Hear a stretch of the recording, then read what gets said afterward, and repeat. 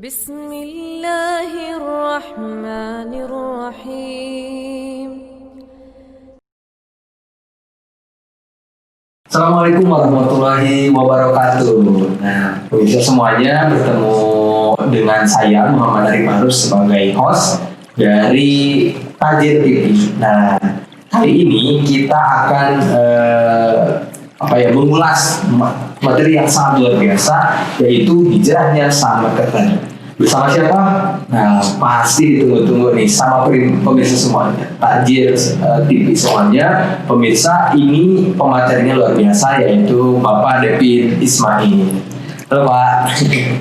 Gimana Pak kabarnya Pak? Alhamdulillah sehat Kang Arif. Alhamdulillah. Meskipun lagi keadaan pandemi ya Pak ya. Ya, walaupun pandemi kita harus terus berkarya seoptimal mungkin. Luar biasa. Itu pemirsa harus terus semangat. Nah, jangan lupa dulu ya subscribe, nanti like, komen, share, dan pijit tombol lonceng. Baik.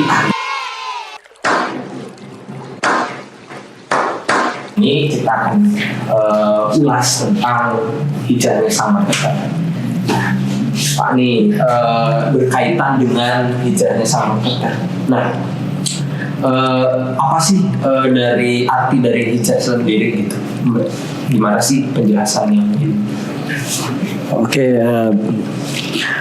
baik Kang Arif, sahabat Tajir yang berbahagia. Kaitan dengan tema yang mungkin saat ini akan kita share, kaitan dengan hijrahnya Salman Khater, ya ini memang sebetulnya sesuatu yang, kata hijrah itu adalah sesuatu yang memang sudah sering kita dengar lah gitu ya.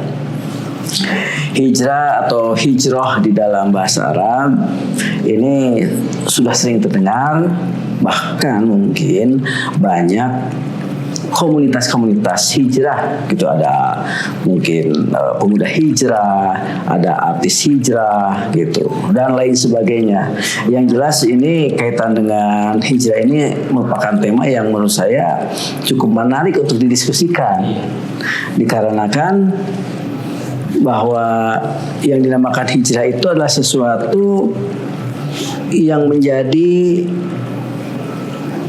sebuah ajaran gitu ya, ajaran, bahkan kalau lebih ditekankan ini merupakan bagian daripada salah satu perintah Allah Subhanahu wa taala di dalam kehidupan kaum muslimin seperti itu.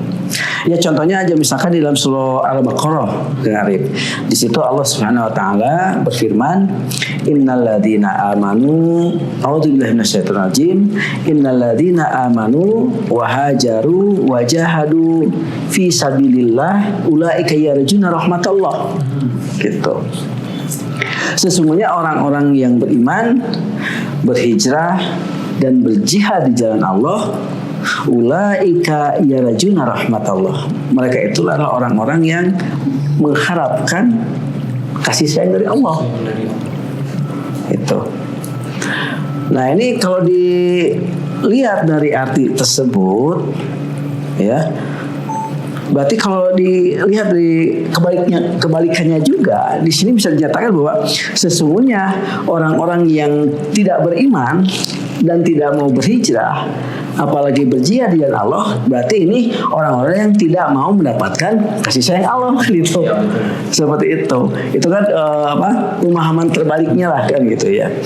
Artinya di sini Kang Arif bahwa kaitan dengan hijrah ini jadi sebuah tema yang menarik bagi kita semua, dikarenakan memang tadi yarjuna rahmatullah, mereka itulah orang-orang yang mengharap kasih sayang dari Allah. Sedangkan kita tahu bahwa segala sesuatu karunia yang terbesar baik di dunia atau nanti di akhirat kelak itu adalah rahmat dari Allah Subhanahu wa taala.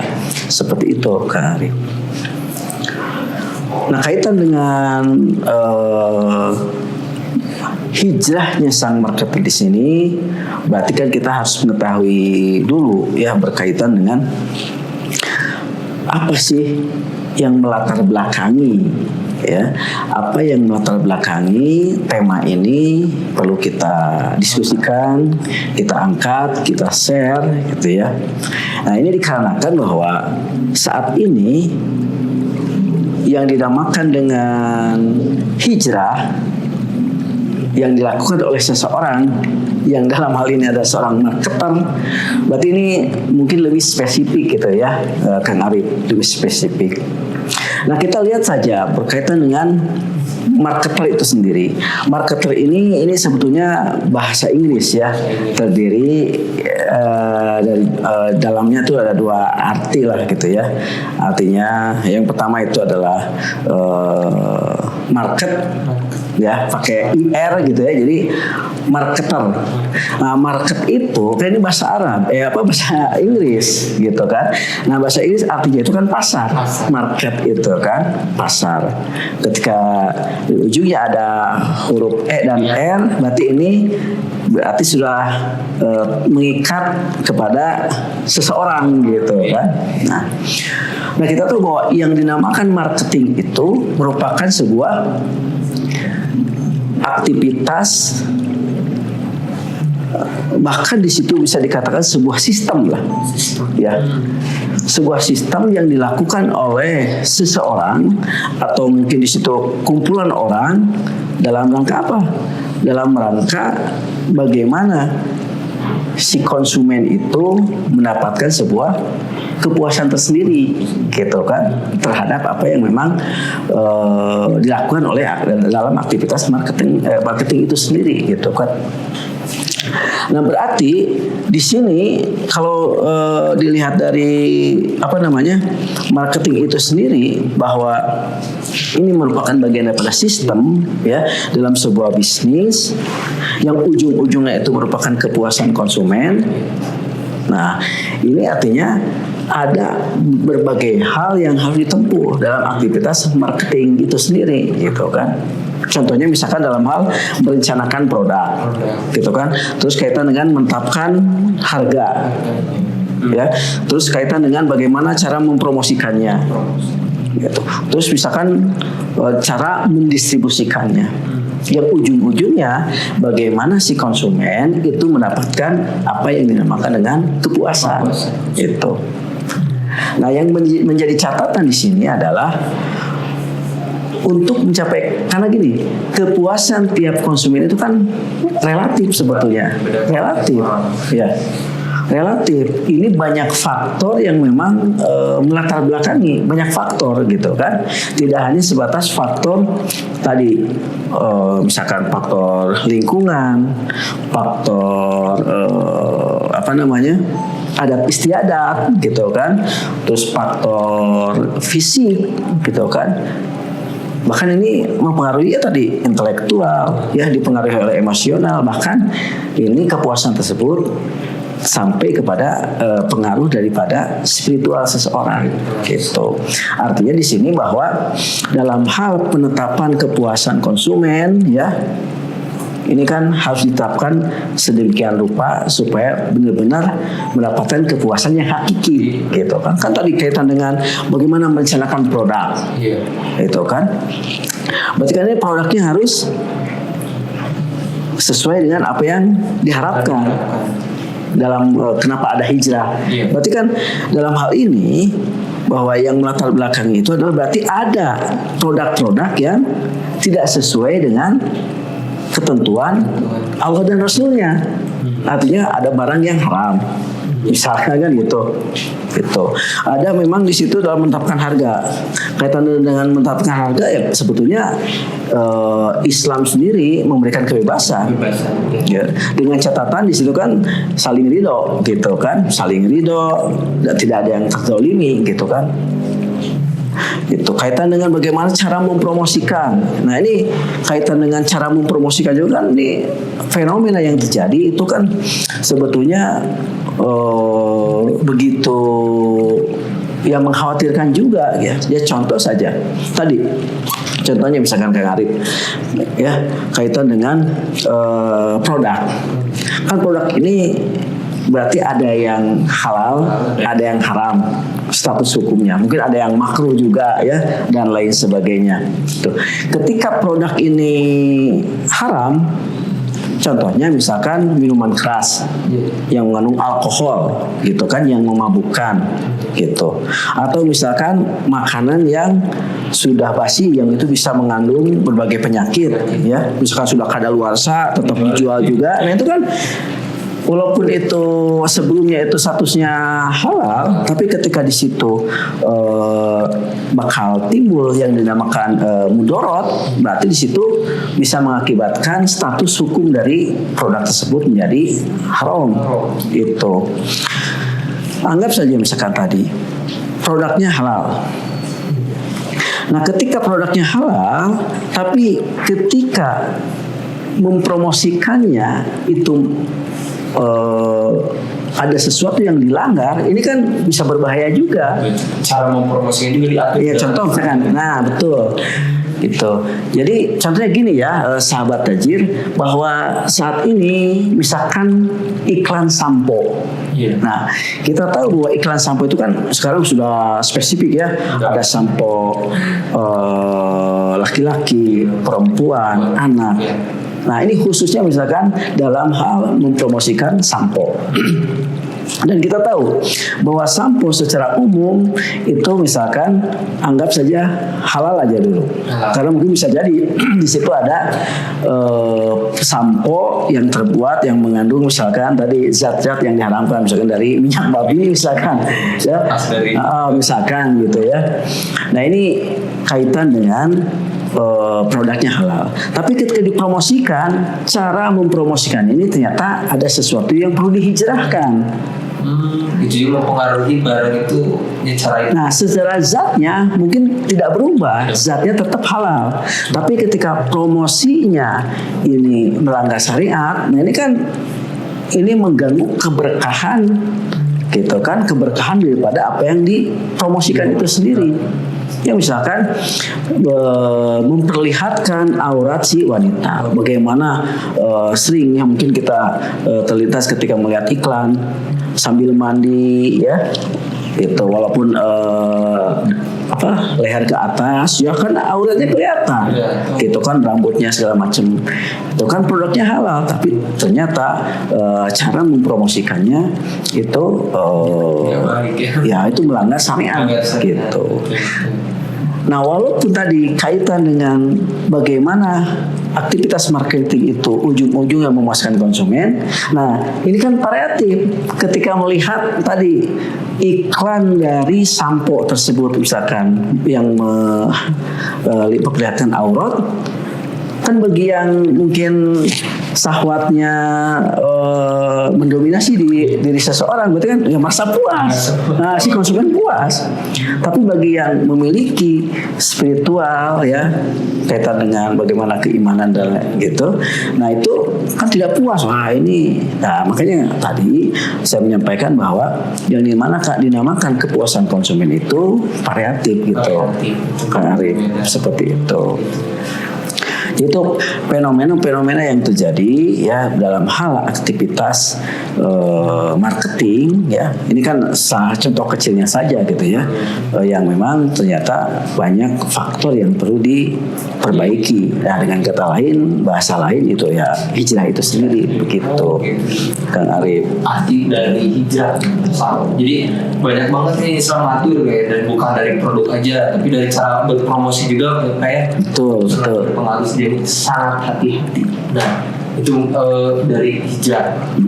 Terus kalau buat si marketernya, di urgensinya gimana Pak? Jadi penting nggak sih gitu?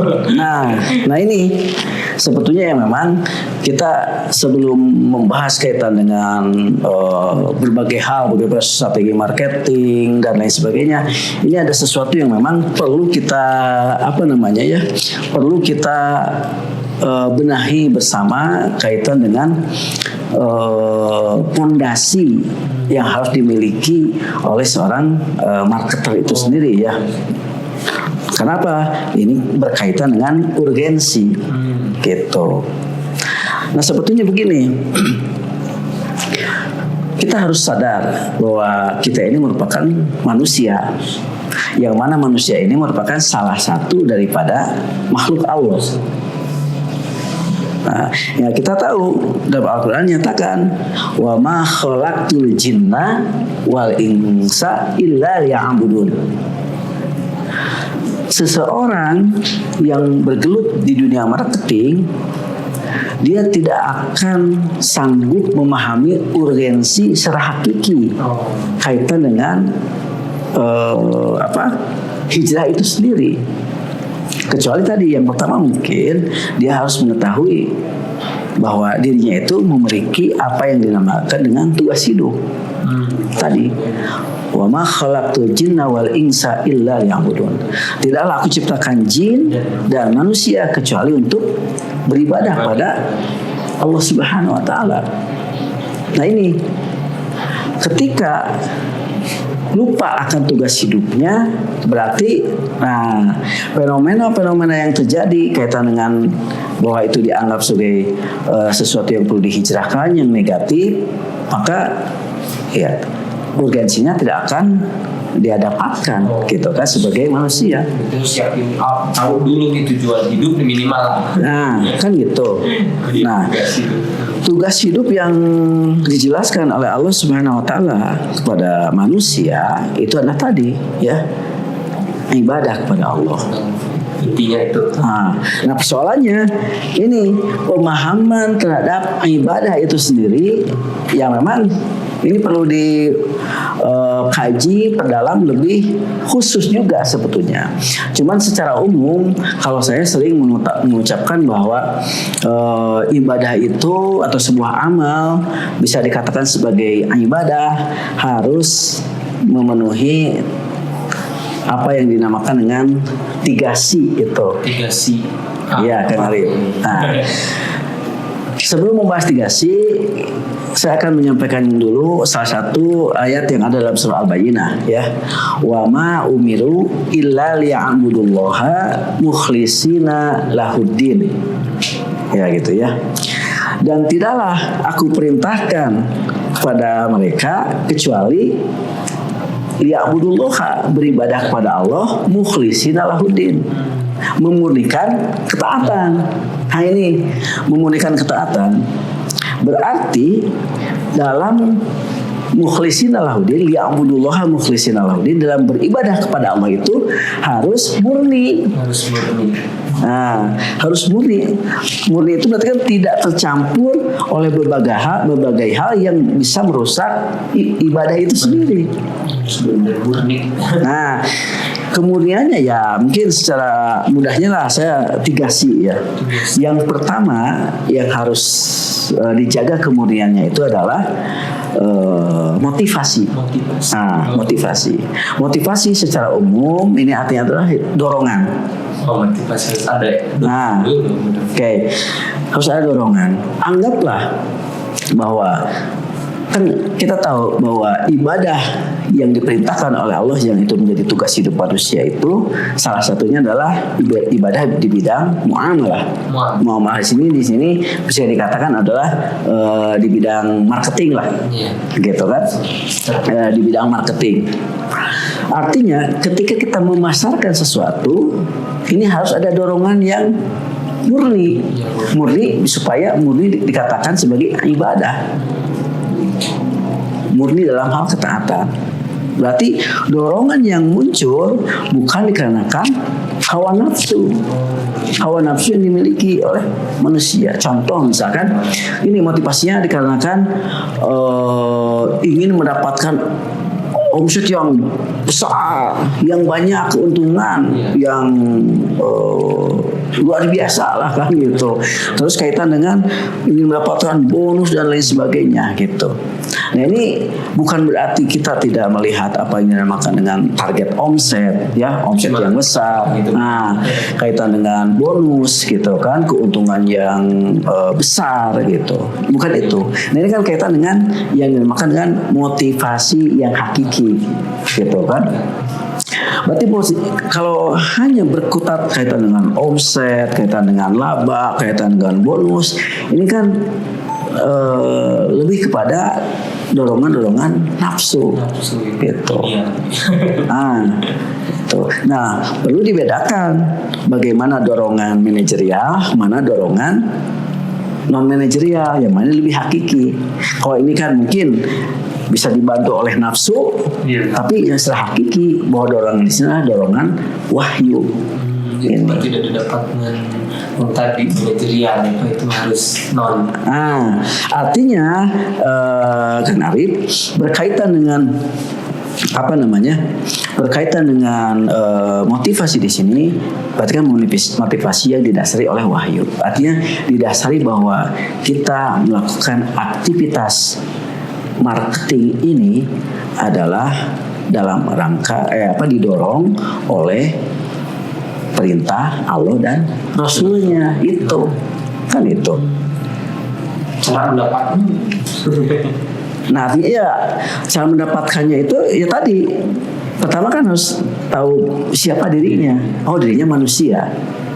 Selain dirinya manusia, ternyata punya tugas hidup. Tugas hidupnya itu ibadah kepada siapa? Kepada Allah. Berarti kan mengabdi kepada Allah. Kalau tadi saya sampaikan, mengabdinya adalah memurnikan ketaatan, mukhlisina lahuddin. Ketaatannya itu harus murni. Jadi terdorong, dorongan itu murni berarti. Iya, motivasinya si yang pertama itu adalah berdasarkan wahyu, bukan berdasarkan nafsu. Si yang kedua adalah aksinya. Aksinya atau caranya.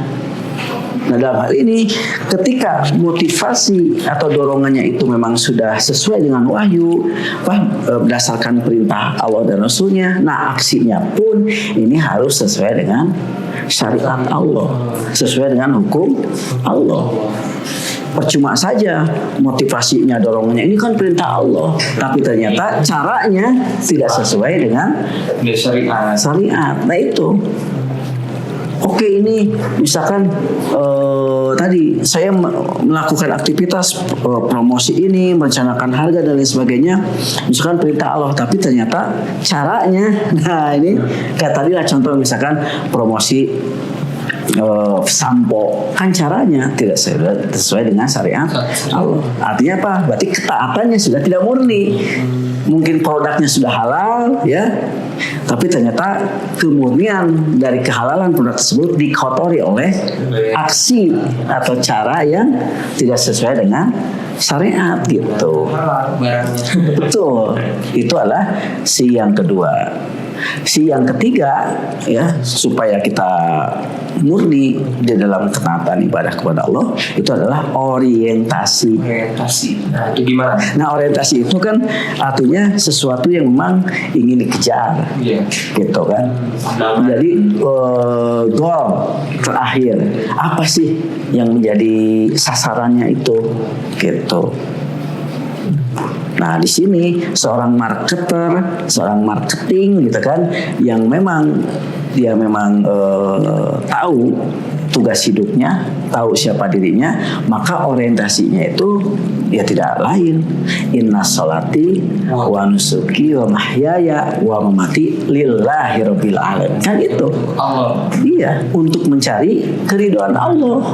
Nah, ini adalah sesuatu yang sebetulnya menjadi terjaganya kemurnian daripada ibadah tersebut, terjaganya tugas hidup kita sebagai manusia, atau dalam hal ini dikhususkan adalah bagi para marketer, ya, 3C ini bisa menjadi sesuatu modal awal untuk melakukan apa yang dinamakan dengan hijrah, gitu kan? Ada 3 berarti, Mas. Iya, gitu. Ya, 3C lah. Motivasi, aksi, dan orientasi gitu. Nah, makanya di situ banyak keterangan-keterangan ya dari dalil yang menyatakan bagaimana kita harus mendahulukan orientasinya itu ridho Allah, orientasinya akhirat, gitu kan. Jangan melupakan hanya dunia itu kan, jangan dilupakan, gitu kan. Orientasinya itu adalah keakhiratan, jangan kau lupakan duniamu, kan gitu. Tetap dunia jalan ya, tapi utamanya akhirat. Ya kan itu seperti itu aja. Seperti itu kan Arif. Kalau misalnya ini pengalaman Dokter ini tadi pentingnya udah tahu ya sahabat. Kemudian untuk hijrah itu untuk bisa mau dan bisa berhijrah itu gimana Pak? Ya.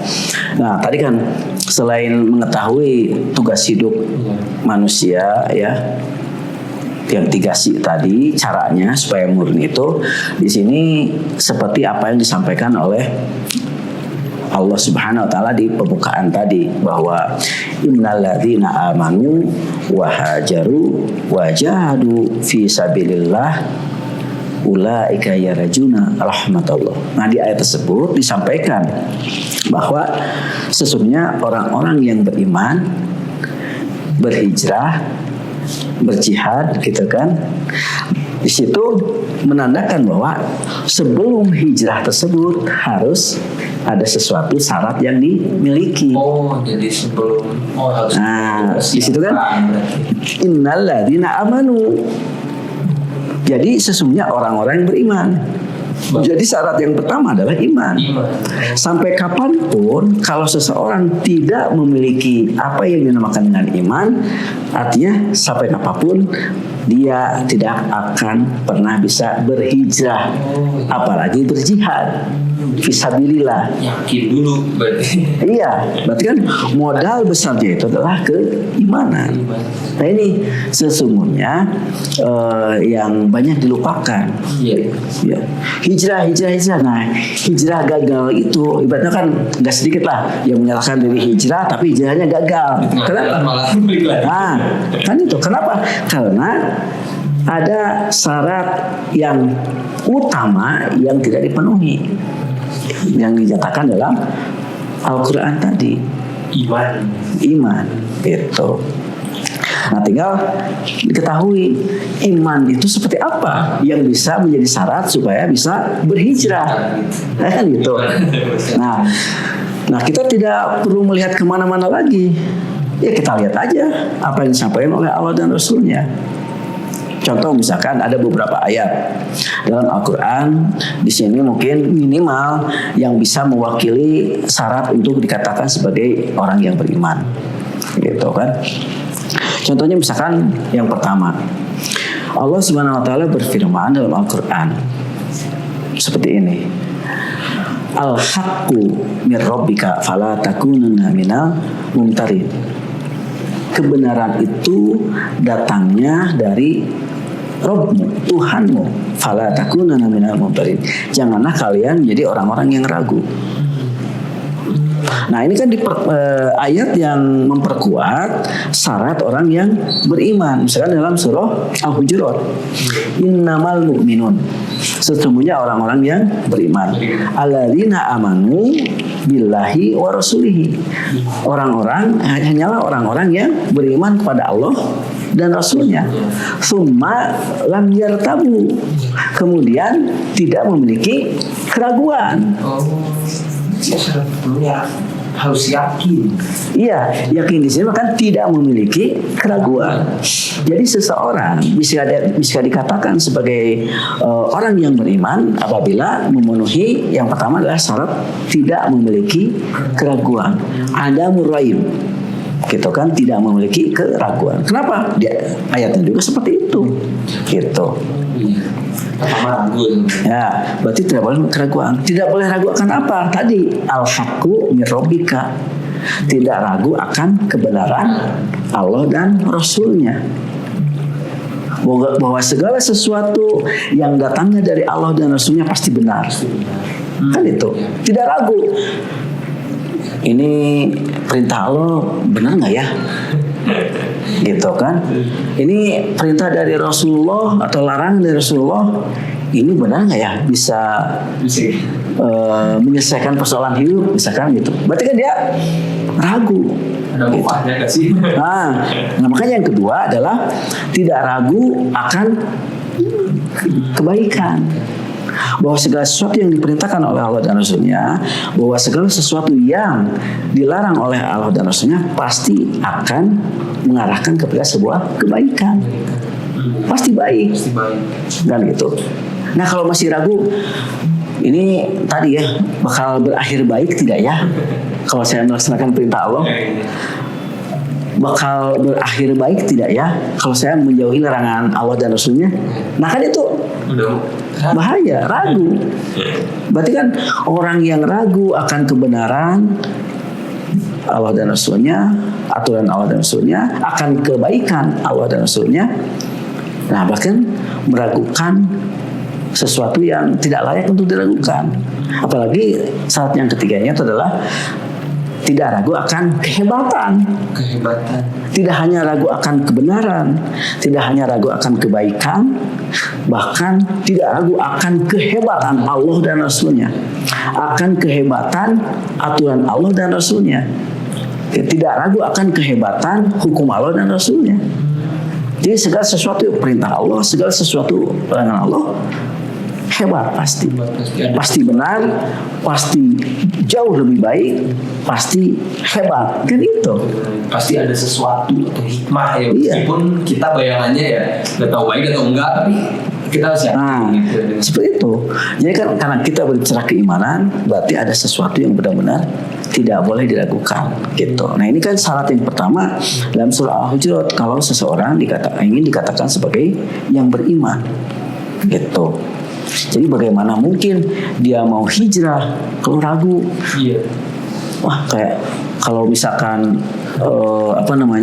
kalau misalkan ini promosi iklan sampo, kalau tidak pakai menampilkan wanita yang menarik, gimana omsetnya ya?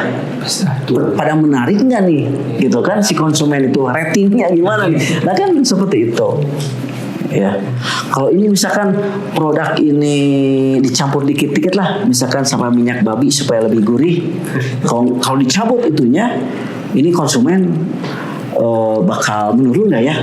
Nah kan itu kan artinya kan keraguan-keraguan yang muncul bagi seorang marketer dalam melakukan sistem bisnisnya, ini kan berbahaya, ini mempengaruhi keimanan, gitu kan. Bahkan sebagian nyatakan ya kalau masih ragu pada Allah Rasulnya, masa ya udah bukan orang beriman. Iya, bahasa ininya kan kafir kan, gitu. Layaknya disebut kafir. Masa ke Allah ragu akan kehebatan Allah kan gitu. Ya. Nah itu syarat iman yang pertama. Ya. Syarat iman yang kedua tadi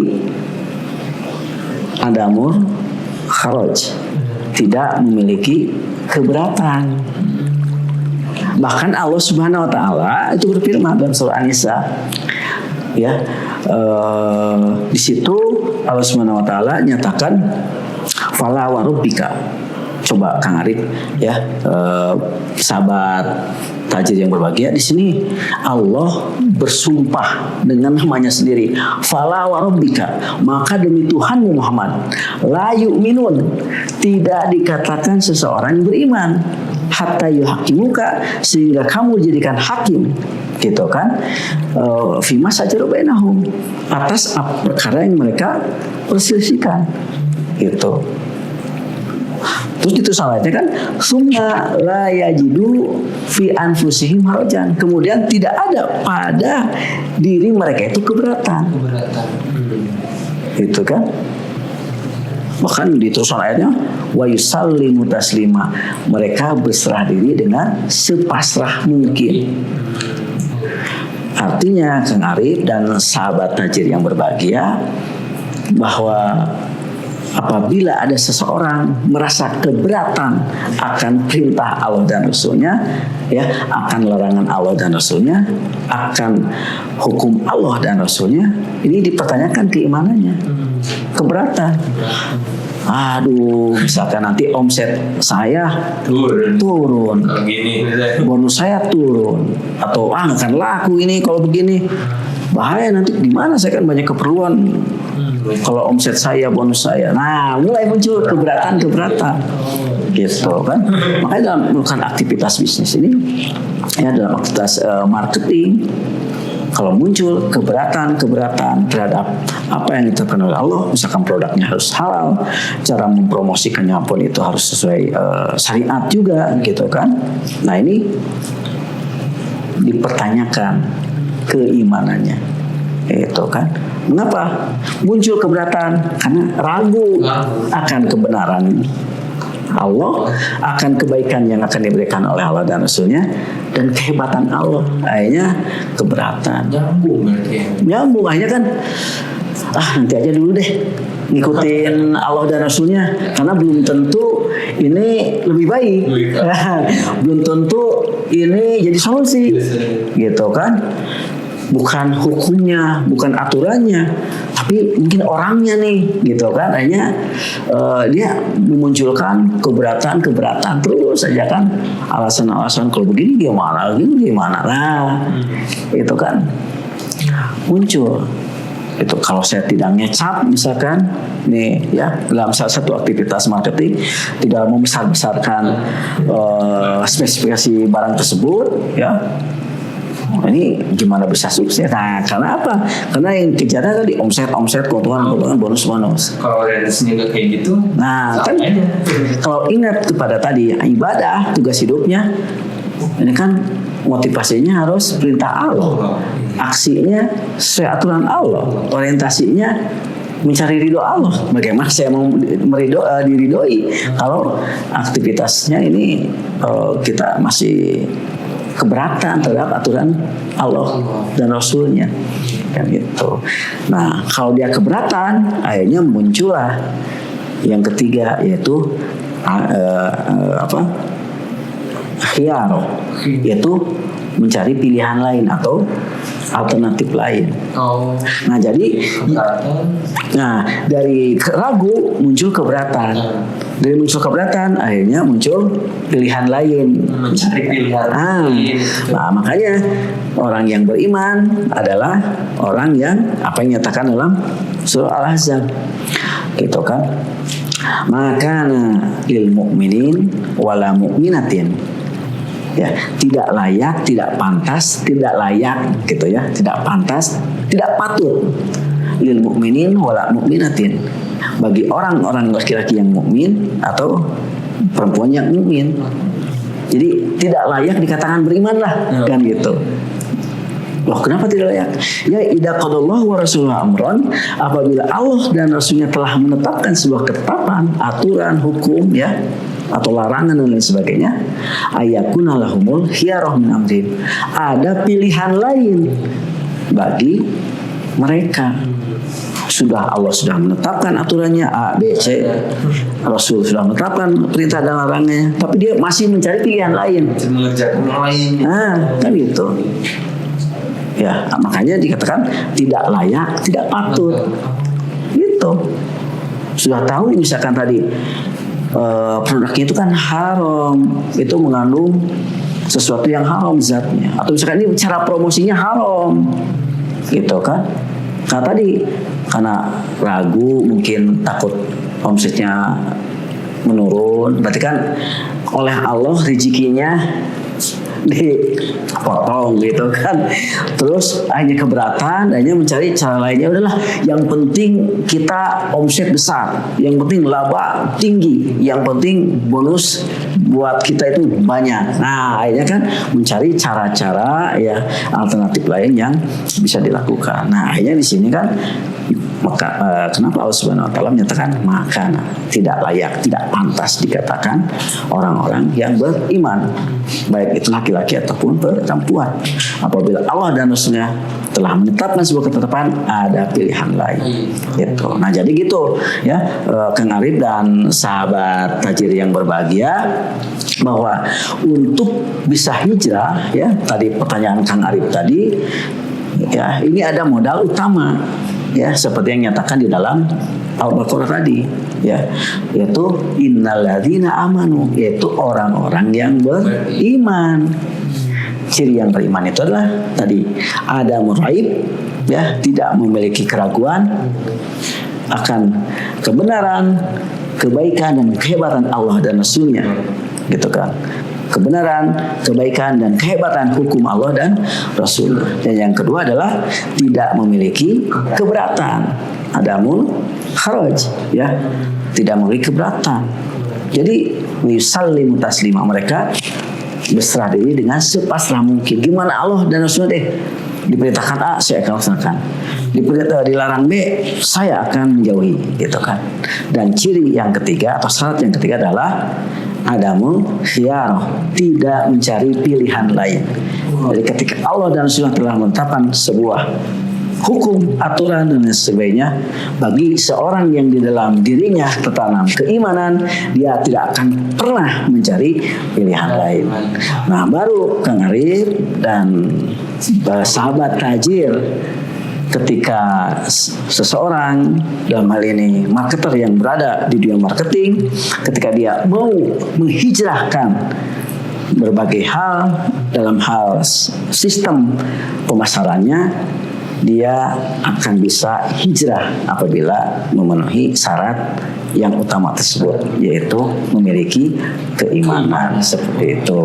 Jadi tips-tips nih banyak banget, luar biasa dari Devi ini ya pemirsa sahabat tajir. Ada tips 3 dan syarat 3. Kadang-kadang hijrah itu sulit ya Pak ya, maksudnya dalam artian dengan keadaan yang seperti ini gitu. Tapi tadi benar tuh ada tips-tips yang pertama itu apa? Jadi adalah iman lah intinya. Dan 3 juga tuh jangan ragu.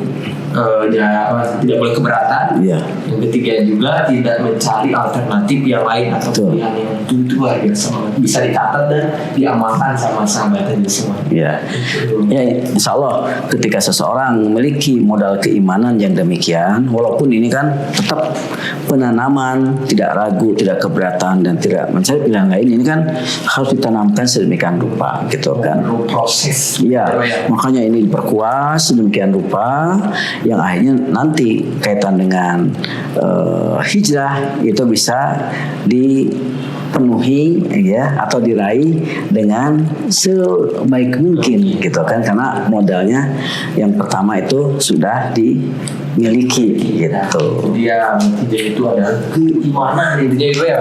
Betul. Gitu. Tadi semuanya yang luar biasa. Materi kita udah nggak terasa sebenarnya udah berapa menit nih. Iya. Luar biasa. Jadi kalau misalkan nanti buat info menarik lainnya dan yang lainnya juga bisa dipantengin YouTube kita di Tajir TV dan Instagram juga dan Facebook juga ya, bisa dilihat juga. Mungkin ada lagi posisi ya, dikarenakan mungkin di sini harus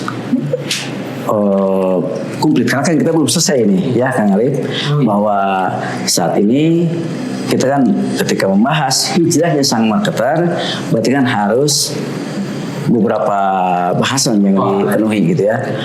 Saat ini baru bagaimana memenuhi syarat keimanan.